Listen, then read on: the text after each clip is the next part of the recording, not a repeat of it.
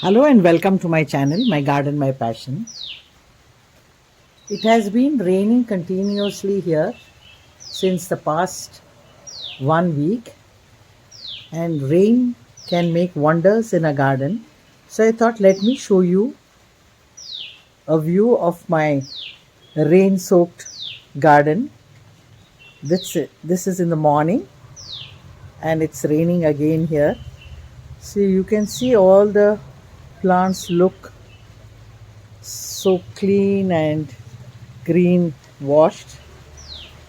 So here I have a patch of lawn, though not a neat lawn. It probably has other grasses more than the actual planted one. There are some red tea plants, the sago plant, and then I have these a few flowering plants which will do well in shade. So here's this firecracker plant. A little bit of rain falls here, sorry, the sun falls here, and then there's this colorful croton grown big, a small patch of green here too.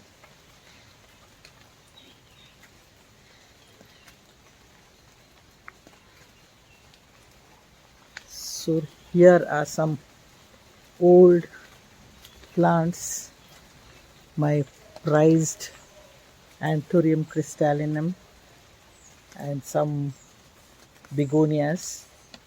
This begonia is called as castor leaf begonia and it is still blooming.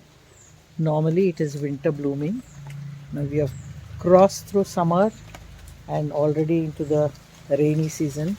This time the summer showers are probably going to merge with the rainy season.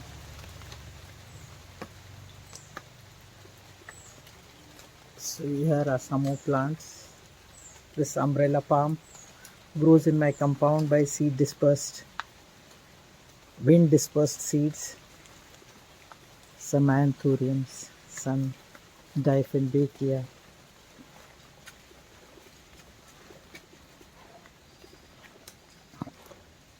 So here are these water plants. Some old trunks are painted and kept, trunks of no use anymore. And here's an interesting phenomena. I normally put all my broken branches in these water containers so that they can be given away to friends. And interestingly, when I found this small broken piece of balsam or impatiens, what you call it, I put it in the water and I'm surprised that it is blooming now. Just look at the beautiful roots that have come out from this one. So it is new to learn that balsams can grow in water only. All these days I did not know that they can grow in water. Most of the water plants are the philodendrons and the money plants. Even anthuriums grow in water. So here's another green patch with a few colored caladiums, the syngonium, a few more caladiums.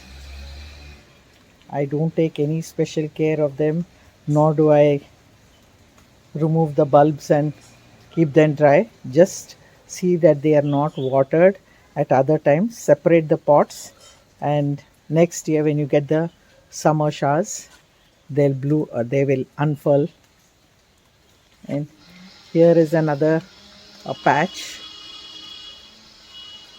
I have arranged all the varieties of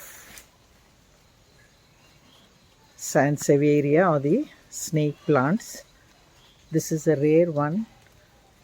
It's called copper something, a copper snake plant or something. The others are dwarf varieties. And here I just place them, these pots, on the coconut tree trunk. We had got a coconut tree cut and I've used them. This mini Monstera, how well it has grown. The rains can really do wonders. However much you water them during the summer, they will not have this look. And of course I have this one. So that's it for today. More in my next video.